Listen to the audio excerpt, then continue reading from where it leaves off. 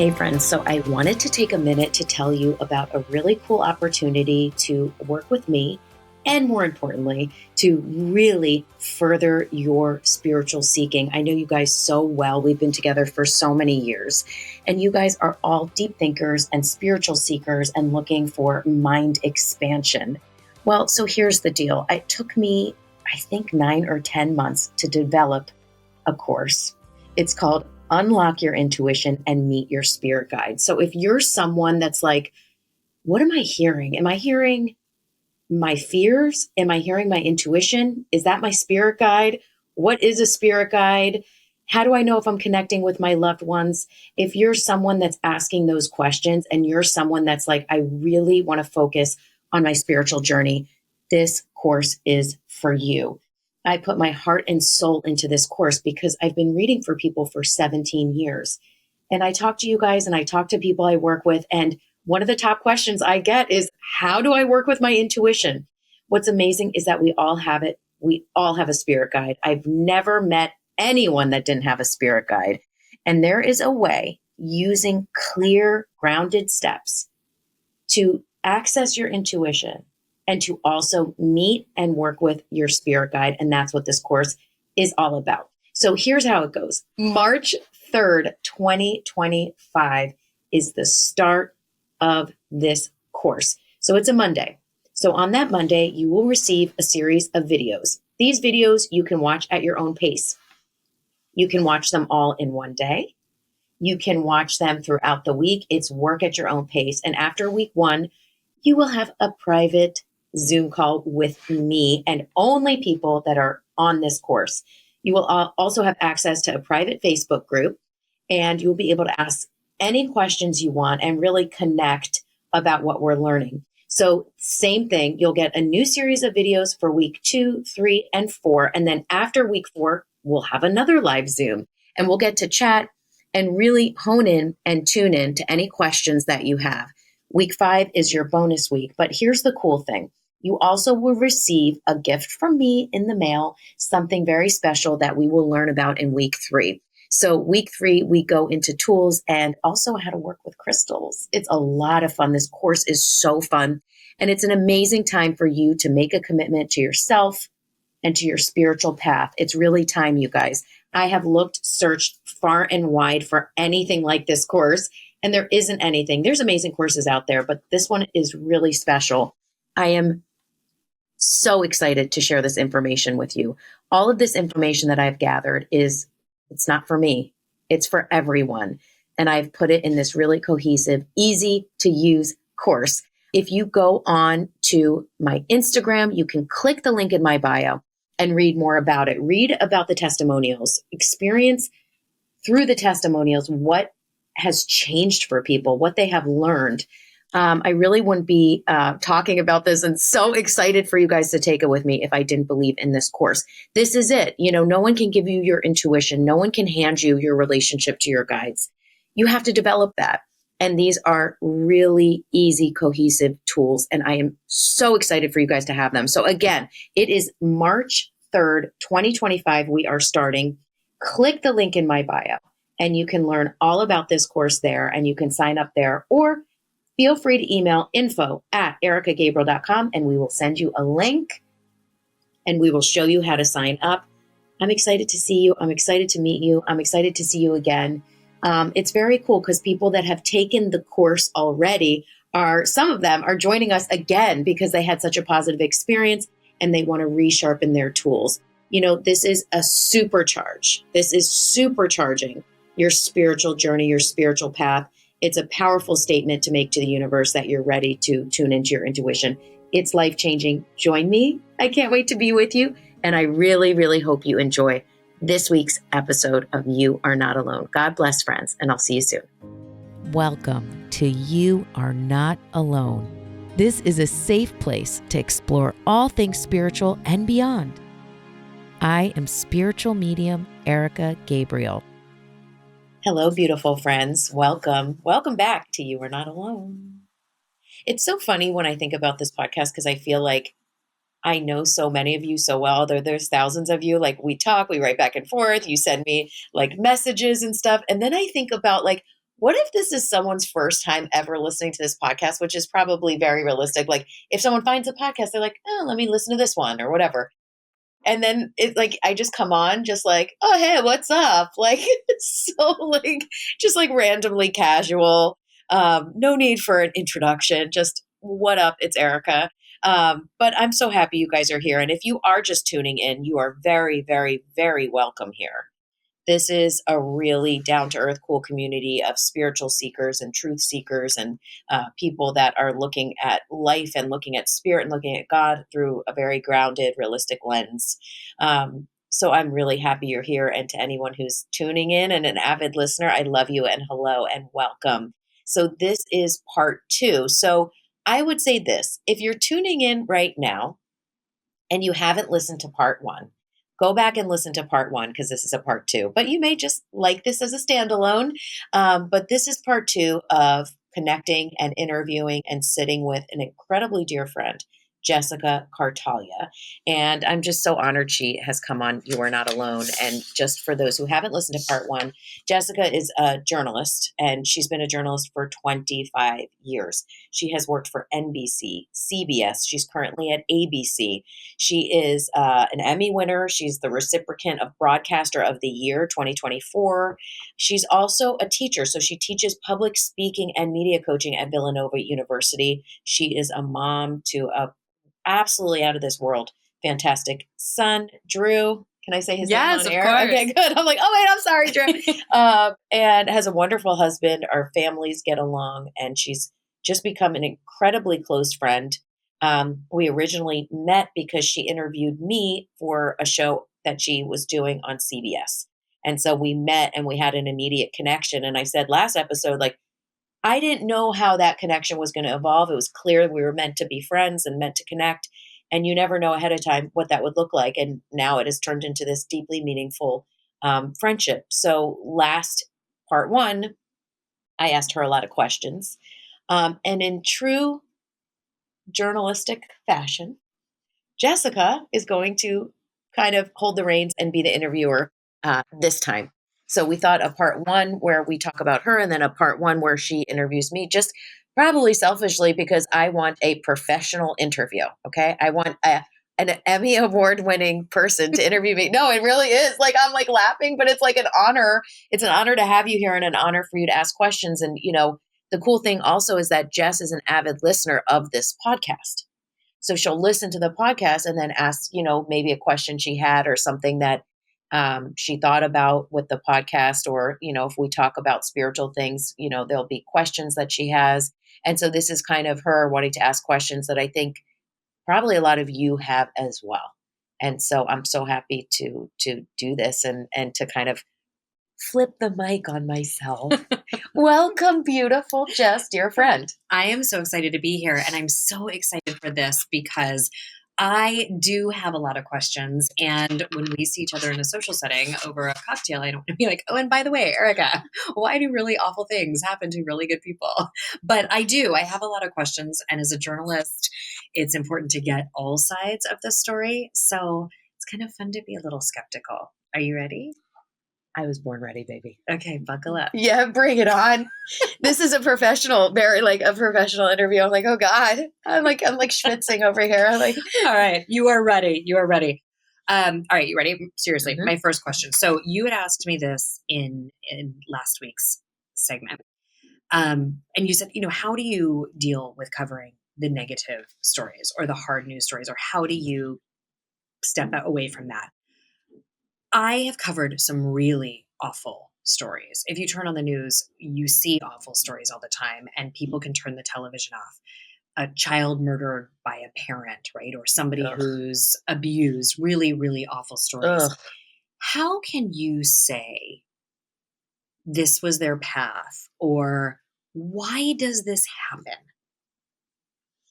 Yeah.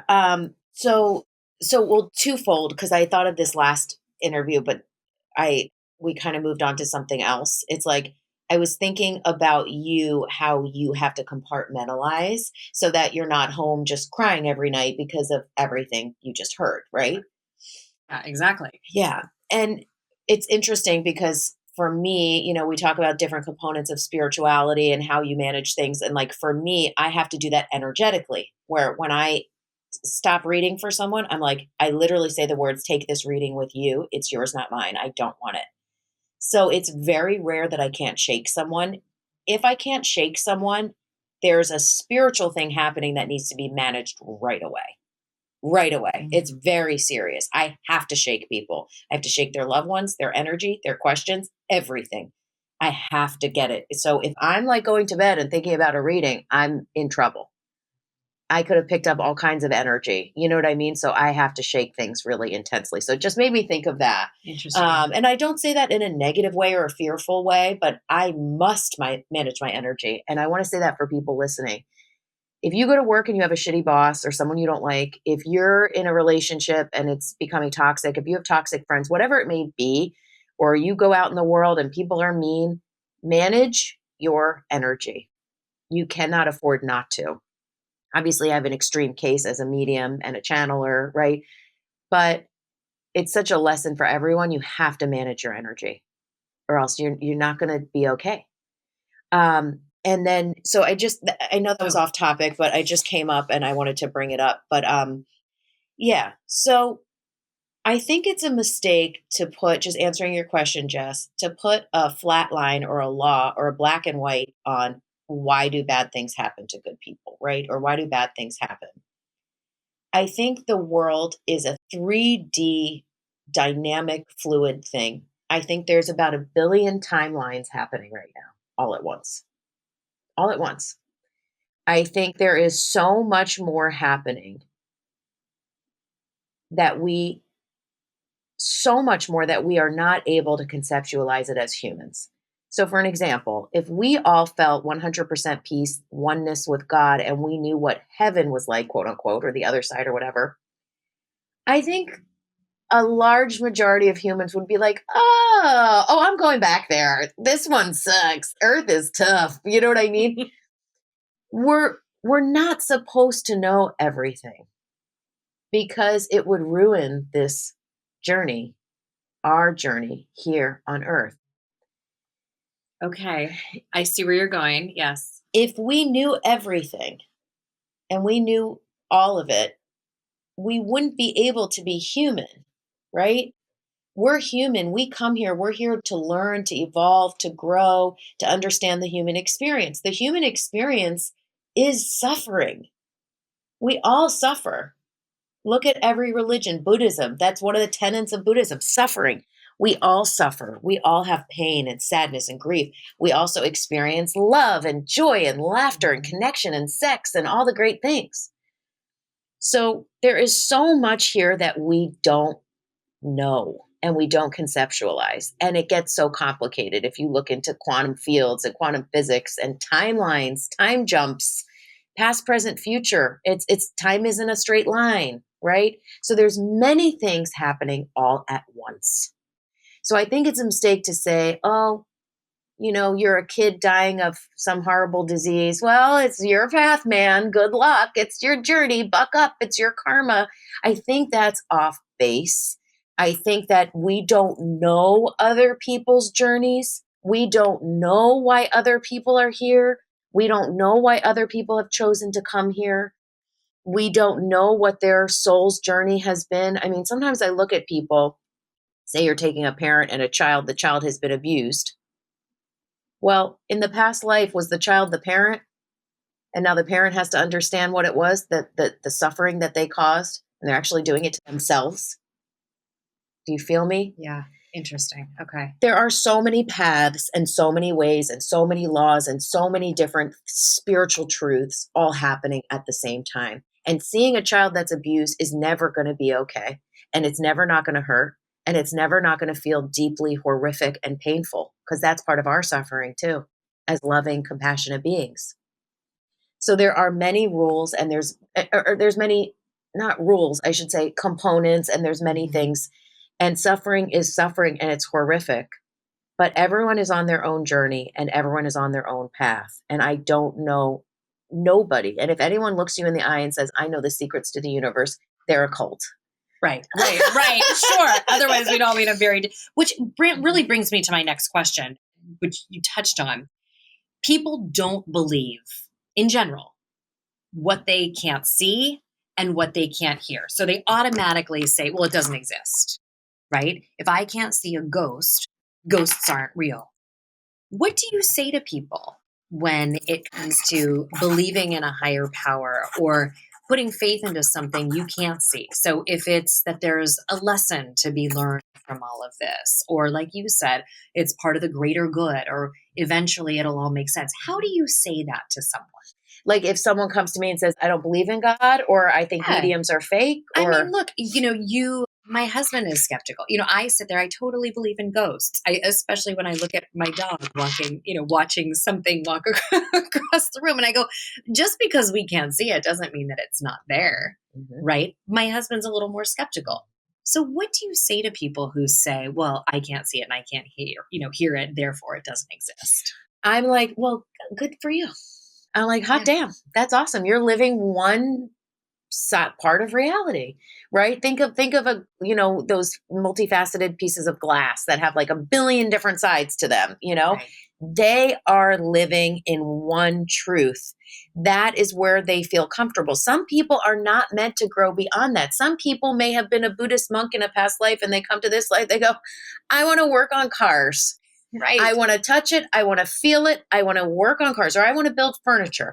I can feel it in my hand. I want to feel grounded into the earth element. I am not coming this time around to expand my consciousness, and that's fine. I would say to people that are just in fear, I'm too scared to think about what else there is. I'm too nervous. I don't want to lose touch with reality. I would say that fear, if you're feeling the fear, is because there's truth there and you're afraid. So I think there's an opportunity for people to expand. There's an opportunity for people to feel so trustworthy in themselves that they're not afraid to let themselves journey a little bit, right? Mhm. That they can say, you know what, I trust myself so much that I'm going to read this book or I'm going to think about these things. A lot of times people don't trust themselves, so they're scared to go on that journey. You know what I mean? Mhm. And really quick, the other thing I wanted to say with your first question also is when we feel so sad and upset about horrific things happening in the world, first of all, that's a good sign about you because it means you have a heart and you have compassion and you love other people. So there's nothing wrong with feeling sad. That's very normal. And being sad, being angry, being mad is probably not helping anyone. It's probably festering deep, festery shit within your own soul as well, which is normal, totally normal. But what I want to say is dig into your spirit, dig into your heart, and say, wow, I see the darkness. Should I contribute to the darkness by being angry, upset, and crying all the time? Or should I try and contribute to the light? Should I find the light in me and trying to contribute to the light in some way? And that's the only way you can start to counterbalance some of the darkness that you see. Interesting. Okay. Can we talk about manifestation? Let's do it. All right. Lots of questions on manifestation, right? Because people put those vision boards together and they're pulling things out of magazines. Things change. I mean, I know that what I manifested as a teenager without knowing the term manifestation has certainly changed as to, from what I believe or what I want at this point in my life. Is your path fluid? Meaning that someone or something knows more about your direction and where you are meant to go than we do.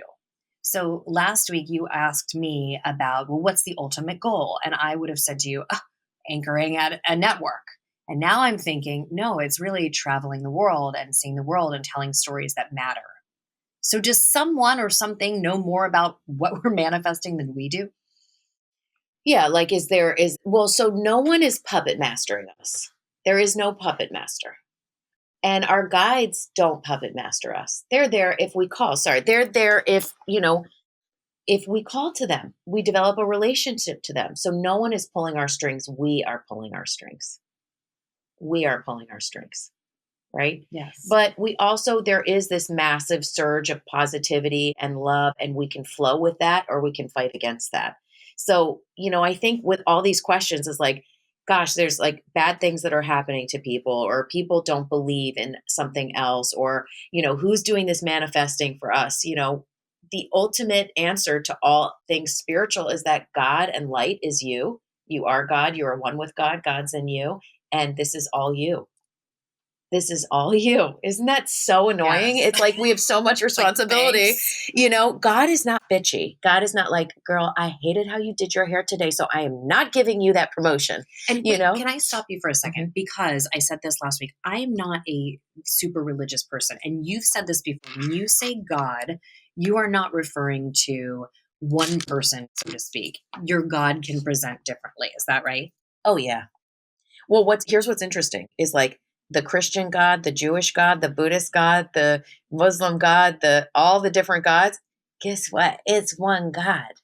It's just a higher being, is what you're saying. It's all one God. It's all one God, but it's different doorways or doors to enter to that you feel comfortable entering in your God connection. So God is like the connection, is what you're saying. Yeah. And Okay, I mean, the term. bottom line is, you can be the most religious person in the world and be in church every day or temple or whatever every single day and not feel anything and not feel God. It's in you. You have to feel that connection in you. And it always used to mystify me because every time I go into a church, I cry. Every time I go into a temple, I cry. Every time I've gone into a Buddhist center, I cry. Every time. When I hear a rabbi talk, when I hear a priest talk, when I hear a minister talk, when I sat with a Buddhist monk and meditated, I cried. With all of this, I cry. And it's like, why? I'm like, shit, I am really fucking confused, man. Like, what religion am I? And it's like, none. You cry because there is focus and energy on God here. And the God feeling within you is strong no matter where you are. Right? So if you're sitting in a Catholic church and you make your kids go to church every week and they're still jerks, right? Or you're not a good person, it doesn't matter what you quote unquote believe in. You have to find it within yourself. Is that what you're saying? Oh yeah. The feeling of God comes from within you. So I definitely can feel God in every single church because I'm like, wow, there's a whole 500 people here praying to whoever. And like, that is God energy. They're putting a face on it. They're saying, okay, we feel this God spirit or whatever. Let's put a nice face on him. And that's Jesus. Or this feels really great. Let's put a nice face on him. And this is Moses or whatever. But it's all the same. It's all God. So as far as your manifestation changing, where is that coming from? Like when you want different things than you thought you wanted? Yeah. Or something turns out better than you could have imagined because it wasn't even in your mind, or it was never even a thought. Because when you have the door open to universal support and universal law, right? It's the universe can surprise you, right? So you're tapping into flow, you're tapping into positivity. If you surrender to that feeling and to God and to universe and to light, and you actually let it in, you will be greeted and matched in ways that you can't even imagine. Right. Right? But you have to be open and available to that. For an example, people are like, oh, I want to meet someone. Say I'm giving someone a reading. This has happened so many times. I really want to meet someone. I want to meet someone. And the guides will be like, no, they don't. If their perfect person walked down and sat next to them at a cafe right now, they wouldn't even see them. They're not aligned with that at all. So when you line up with the things that you want and then you say yes instead of when, why, how, I'm not worthy, right? That closes the doors. Right. Right? It just closes the doors. But if you line up with what you want and you let the flow and you let in that energy, that's when you're saying, oh, the universe surprises you with something that you didn't even better than you could have thought. And it has to be timing, right? I always think about when I met my husband, it was a year before we went on our first date. And it would have never worked out before. He was living with his parents at the time. I was dating someone else. We weren't mature enough. But then when we met a year later, we were both ready and got engaged 10 months later. So, okay, I see what you're saying there. Yeah, that's the same thing happened with me and Jeremy. We met when I was like 22 or something. He had a girlfriend. I was like kind of weirdly dating his older roommate. This is a whole nother chapter. But like, I didn't think anything. I thought he was a nice guy. Right, but like, sure. and I also don't look at people that have a boyfriend or girlfriend. But point is, didn't think anything of him. And then, a couple of years later, boom, we see each other at a restaurant. And we're like, oh my God, Right. you're the one, But yeah, there is that component. But you have to meet that with your availability. You have to be open. So it's timing. Yes. Yeah. It's timing, but you have to be ready for that as well. You have to be mentally ready, because if you weren't ready, for your spouse at that time, the time that he came into your life wouldn't have mattered because you weren't available to it, Okay. Is this all making sense? Yes, and Okay. I'm loving it. Okay, can we switch now to something else? I remember when my grandmother, my dad's mother, passed away. She and I were very, very close. And all I wanted was a sign. Like, you're good. Everything's good. Are you with grandpa? Everybody's happy. That there's more to this. Are you still with me? Are you watching over me? And I just remember having a really hard time. So you talk all about signs, right? You also talk about having to shut it off. I can't tell you how many times I've wondered if you and I are at dinner, like, hey, is any chance Nanny's here? Like, she's sitting here over my shoulder. Do you see things like that? Yeah. So here's what's interesting about the sign. Did you see a sign? Yes. I mean, I think every time it was always hearing a certain song, and I'd hear a song. Oh, but good. then I'm thinking, is that good. just coincidence? Here's the journalist in me. Is that just a coincidence? Or, I love every time I hear a U2 song, it means something good's going to happen. But, I'm on the U2 channel. So there we go. That explains that. Thanks, Sirius XM. Well, you're falling victim to the classic, I need a signier sign. Yes. Yeah. I need a signier sign. Like, I need her exactly what she used to call me. I need someone to say, hi, Miss America. I mean, that's what she called me, right? Yeah. And I'm looking like, well, she hasn't said it yet. But really, so I guess my question is twofold. Yeah. First of all, trusting your intuition that what you're seeing or you're still in contact, right? So if you can talk a little bit about that. But then my second question is, are you Sixth Sense seeing dead people walking around the main line of Philadelphia every day? So now I'm 17 years into working as a medium professionally. I was a medium my whole life, but professionally. There were definite, and people have seen me do it, there are times where it's just bowling me over and I have to say something, but that's usually if I've had a cocktail. And that's very irresponsible, But like it's a different, your guard's down a little. Yep. And to me, that's very irresponsible. It really is. And I've done it, you know what I mean? And asked someone, hey, like, do you want me to let you know something, I just saw or whatever, Right. And it's even when I was a younger medium, I'll say younger, like a newer when you were medium. Small. Yeah, exactly. Sorry, I know I've it's the worst joke. When you were a small, not a medium. I like it. I'm sorry, but this is us. You can't cut this part because it legitimately is how we operate. I am an extra small, Jessica. Yes, you are. I'm an extra small. So when you were an extra small, were you able to shut it off? Yeah. So not in the way that I do now. Okay. So I was younger. I was like, it just was more fluid. And I just like to think of it like a Western, those old Western doors that swing open and close. Like, I'm coming into the saloon, Yeah. I felt like my doors became swinging like that. So it was a lot more fluid like that. But I have big doors now. And I just don't hang with those doors when I'm out with friends. I don't want to, you know what I mean? But could I sit at a restaurant and just open up my channel and start seeing things for people? Absolutely. Yeah. Absolutely. I don't want to. And I think also too, what I do now, a very intense, deeply spiritual 40-minute one-on-one focus session for a person, I really don't want to dishonor what someone could have with just like, oh, by the way, your brother says, flowers, red flowers, or you know what I mean? Right, like some little trick with the universe. I could do that. I mean, easily, but I just feel like what I do, I respect it so much. And it's it's almost like as I've gotten older, I'm even more sensitive to honoring the person and honoring, I always have, but it's in a different way. It's so rich getting a reading. It's a very rich, deep experience. So I don't love doing the little, tricks with the universe, like, oh, your dad told me this. But it used to happen more and more. And now I consciously kind of turn it off. Um,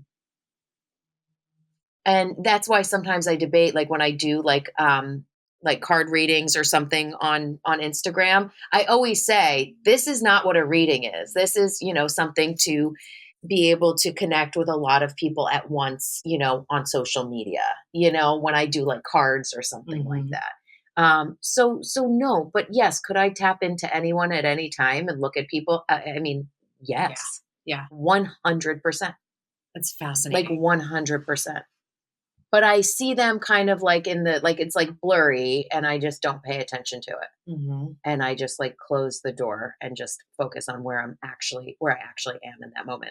So you talked about Super Bowl last time. There is a big difference, and I don't know if people recognize, between being a medium or somebody who can predict the future, right? Because we could have said, well, then you knew the Eagles were going to win the Super Bowl when you went to Super Bowl, right? And you don't. So how do you explain the difference? And I remember when you did a reading for my birthday, I booked one. And I remember taking like copious notes, and a lot of it was about things that would happen in the future. So how do you separate the two, or how do you channel that?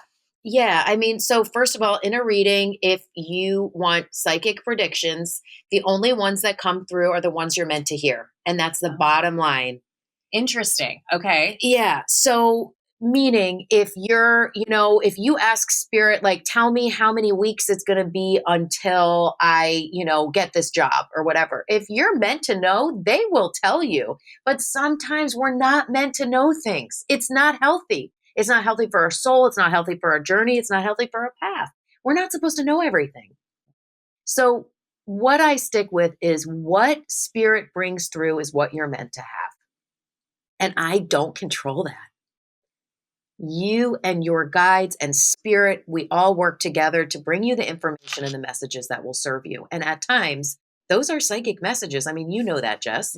There's lots of psychic predictions come through in readings, and sometimes they don't. And people get fucking angry and super pissed and hate me forever. And I'm like, I am not.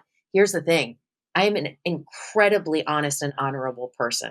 If I don't hear the message, I don't deliver it, and I don't try and force it. That's just not what I'm here to do. That's so interesting. Have you ever been in a situation where you have gotten a piece of information and you didn't feel comfortable sharing it? Yeah, I'm sure. Yeah, definitely. Where I'm just like, oh, fuck. You know what I mean?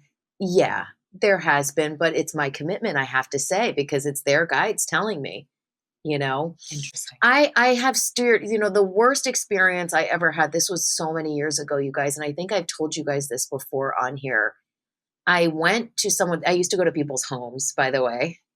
Crazy. Yeah. I can't like imagine. Mic drop. Yeah. Yeah. Well, especially here in an area where there are homes that date back 1700. I mean, right? There's a house down the street from us. It's like 1795.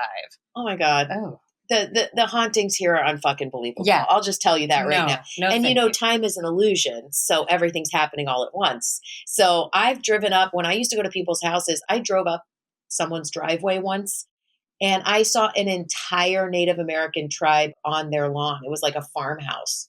Explain what you just said, because you said it just in conversation, but what do you mean by time is just an illusion? Well, time is a circle. So I want you to draw a circle and then draw a straight line. Our human minds go by a straight line. We think time is moving in one direction, beginning, middle, and end, right? But it's actually a circle.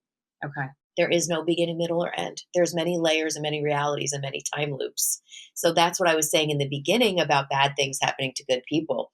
We don't exactly know what timeline they're on, what time loop they're on, what journey their soul is on. We don't have those answers. Again, it doesn't mean it's not fucking awful. Right.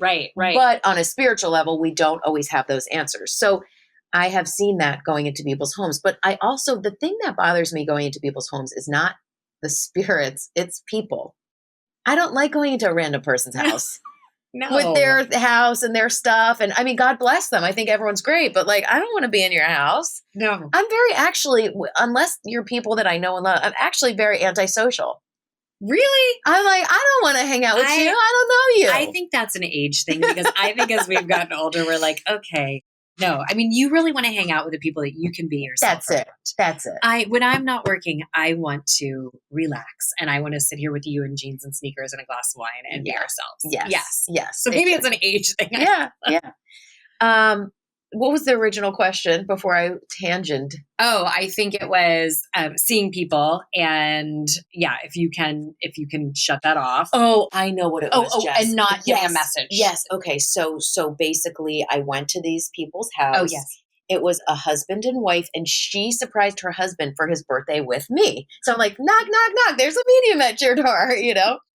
I sit down at their dining table. It was like one of those houses. It was like the dining table, the den, and the kitchen were all one. It was like big open floor plan. And in my mind, when you go to a funeral and they hand you a pamphlet and it's like a picture of the person on the front and then you open, it's like the program. In my mind, when I glanced over at the fridge, there was a black and white photo of a young man, like on a pamphlet. When I sat down, like a funeral thing, black and white photo. And when I sat down, in my mind, I heard, I'm here to talk to them because they just lost their son. So we started the reading and I'm like, and you guys have 3 sons and you just lost one of your sons. And they said, we do have 3 sons. And no, we didn't just lose one of our sons. And I'm like, you have 3 sons, but none are deceased. And they're like, yes. And I'm like, okay. And I look back over and there was no pamphlet on the fridge. And I'm just like, okay. And in that moment, when they stopped a message, like if I'm delivering a message to you and you stop it, like don't think that in a reading, I'm taking over your energy, I'm controlling you. It's not like that. It's your reading. You've asked me to come and tune in to spirit for you. So I listen into what's around you. But they stopped that message. Like it was done. They're like, no, that's wrong. Okay. And I felt really uncomfortable. We continued on with the reading. I think I still have the email and phone call. 3 days later, their middle son was hunting and accidentally shot him. Dark-haired young guy that I saw in the fridge and shot himself in a hunting accident. And they reached out to you to tell Correct. You. Oh my God. And I mean, at that point, I was like, well, I'm done. Yeah, I'm done. Because maybe if I had gone, pushed them on it, I would have gotten more information. Or maybe, I just like my mind, I was just crushed. My soul was crushed. I was crushed. And my guides were like, I was bumping into a timeline that existed but hadn't happened yet. And I read for that family. I'm honestly probably 20 times more. Wow. I read for their other sons. I read for them. They had me come a lot. So I sat down in a place that I was going to go to many, many, many, many more times with knowledge of this young man's death. I bumped into possibly my own timeline. But was I supposed to come in and change that man's destiny and that family's path and destiny? I clearly wasn't. So that was probably one of the worst experiences that I've had. And I don't even know if that answered your question, but it just came up, It was awful. It's so interesting too, because when I look at you, and you think medium and you think, okay, this Stevie Nicks type woman with long flowing robes, and here you and I are in jeans and black turtlenecks, and we always look like are those Uggs? Are those fake Uggs or like Fugs? What are those? Let's see, they're Kumbaya. Is that what it says? No, it says, I think that's a fake Ugg. Kookaburra by Ugg. I think it's the DSW cheap version. Yes. Yeah. Fug. You're like, Fug. You're like, yes, you've pinpointed it exactly. Take your nasty Uggs back to DSW, bitch. It looks so comfortable. But I think that's what's so interesting. I remember we were at dinner one time with a group of girls and you kept turning around like somebody had bumped you. Mm-hmm. And you said, somebody keep hitting me. And we kind of stopped. Oh, in that haunted restaurant? Was it haunted? Oh my God, that weird place with the upstairs? That is so haunted. I just thought the food was bad. Really? Oh my God, yes. You kept turning around and I thought, oh my gosh, it's just fascinating. Mm-hmm. It's, Yeah. do you ever think, how did I get into this? Why is this my calling? I mean, it's fascinating, but it has to be exhausting. Mm-hmm. Well, first of all, you're right. Like what you had asked was like if I see things around other people, which I really do close because I don't want to be delivering messages while we're at dinner. But oh my God, do I feel things all the time? Oh my God, when I walk in rooms, I'll look at someone and like, yes, things will come up, energy will come up around them. There's all kinds of things that happen all the time. I just don't feel the need to go running around reading for random people. So that's what I meant. Like I closed that door. So yes, could I look at anyone in the room and open to channel for them and see things? Absolutely. But I mean, I'm a highly, highly, highly sensitive person, a deeply feeling person. So everywhere I go, I have feelings and energy and feel things or breezes or weird vibes. Or, I'll look at a waitress and see she's wearing a ring and I'll say, oh, that's her grandmother's ring in my mind. You know what I mean? That's so fascinating. Yeah. It happens all the time. I don't feel exhausted by being a medium. I think totally full disclosure, I think I get worn out by people, not by spirit. Interesting. What would something you made a point about too, that they have to be ready to hear the message, right? So you mentioned that the wife gave you, quote unquote, as a gift to their husband. If someone's not ready to hear the message, they should not get a reading. 100%. And I think then people go, oh, so I have to believe everything you said? Not at all. But like, why would you go get a huge haircut if you didn't want your haircut? You're going to be so mean to the lady. You're going to wish she stopped. You're going to hate the fucking haircut. Like, you know what I mean? I've had people be so mean to me, Jess. So mean to me. We've talked about this, right? Yeah. Skeptics and right. Or just horrible. They're so mean to me. It's I can't really let it bother me because it doesn't have much to do with me. It has to do with them and their journey and their process. I'm still serving my purpose, But yeah, no, like people are like, should I get a reading? I'm like, I don't know. Do you want to? That's up to you. Right. I will never recommend someone to get a reading. It has to be ready, from within them. They have to want it. Okay. And I have one last question. And this is a little bit about manifesting. And I wanted to ask you this earlier. How much goes into when you're talking about your future or thinking about your future? How much goes into, okay, I'm going to think about this and I'm going to have this and I'm going to just keep putting that energy out there, energy out there, energy out there. And how much of it is, okay, I put it out there. I'm going to sit back now and let things unfold. Yeah, I think that's that dance, you know what I mean, that you have to feel within yourself. If you feel like you are fighting and this is so hard and just pause for a minute and find your flow again and go back to your intention.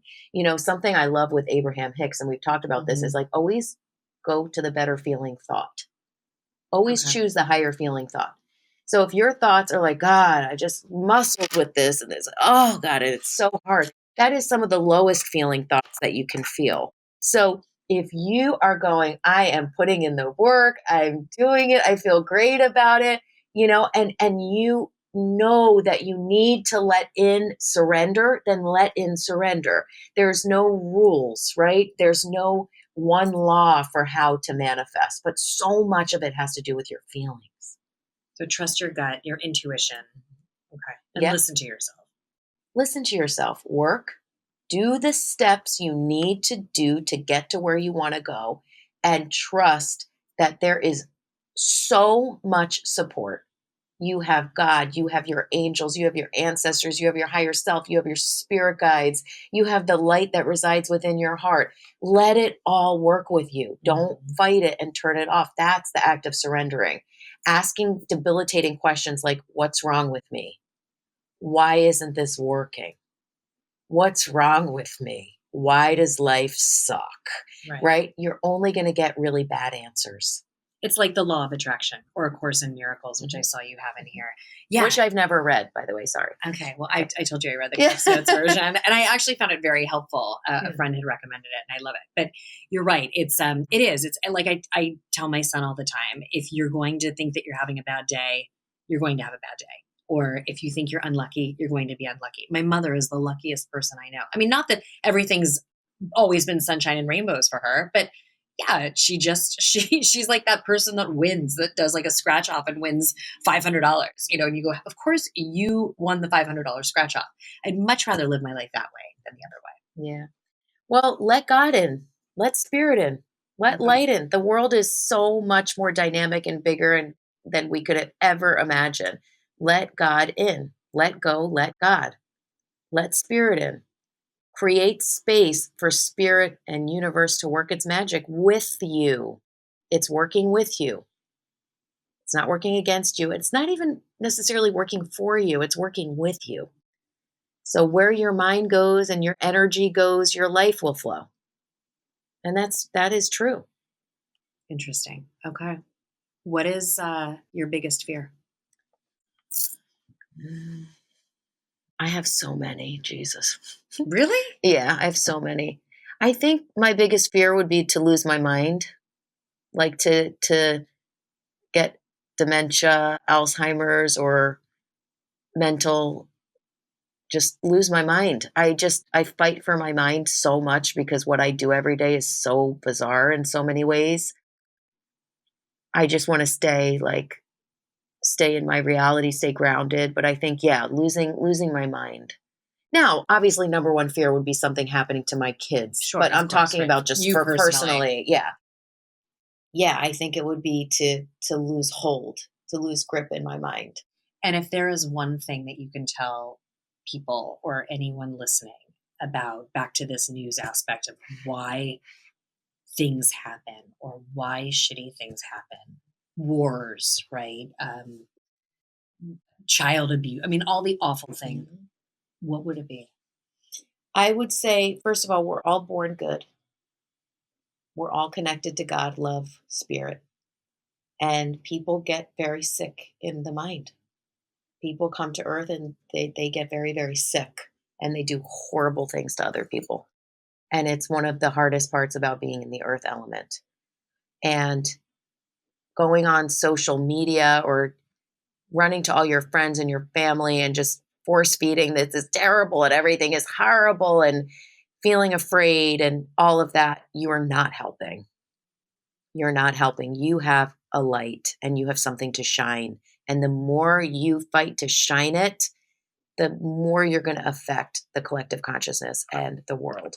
So finding the things that are blocking you, finding the things that are stopping you, finding the things that are keeping you small, finding the things that are making you lash out at other people, going to therapy, taking care of your health, getting a spiritual practice, being mindful of yourself and your light and the energy that you shine is the most helpful and godly thing that you can do.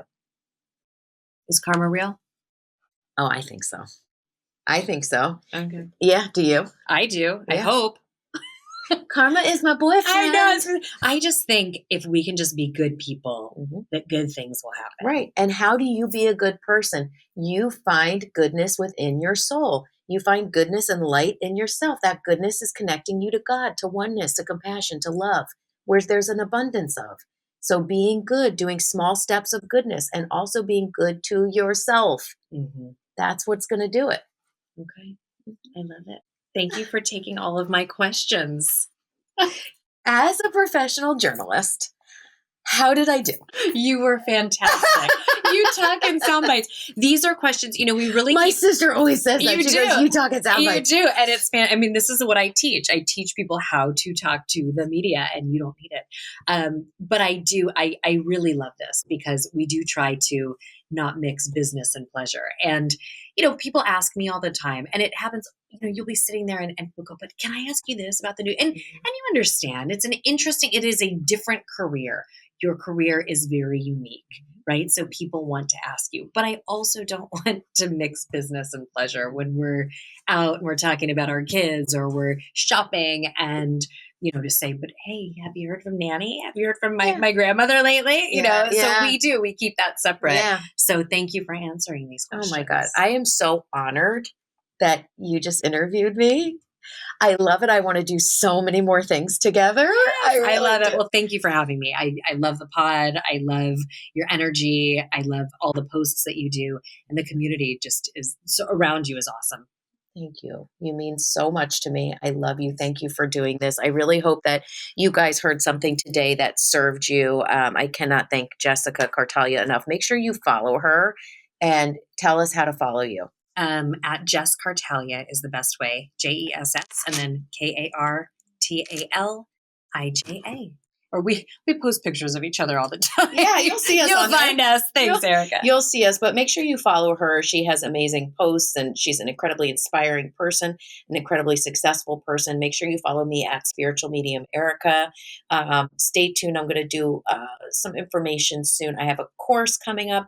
It is March 3rd. Join me. If you're spiritual seeking and you want to say to the universe, I'm ready to up level my spiritual seeking. I want to connect with my guides. I want to connect with my intuition. Get on this course, guys. Join me. There's going to be lives with me. It's a great one. So go to at Spiritual Medium Erika, click the link in my bio, and there's a link there. You can learn about the course that's starting on March 3rd, 2025. I love you all very, very much. Thank you for tuning in. No matter what you got from this episode, it is with my whole heart that I hope that you take with you, no matter what, that you are not alone. God bless everyone, and we'll see you soon.